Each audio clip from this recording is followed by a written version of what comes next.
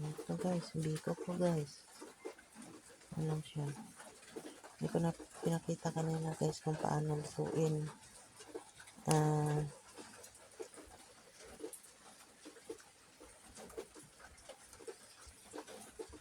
Itong bila ko guys, 10 inches.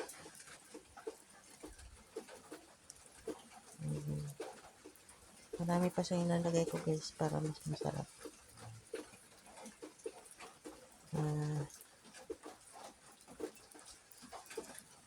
Ano siya guys, wala siyang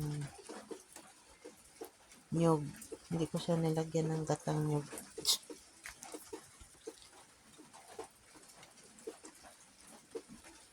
Pero ano siya, masarap. Promise. Kahit tikman nyo. Joke lang guys. Hindi nyo naman pala matitikman nyo. Pero masarap siya guys. Comment kayo guys kung tama ba yung walang nyug o may nyug. Please guys, subscribe kayo guys o like and comment, share.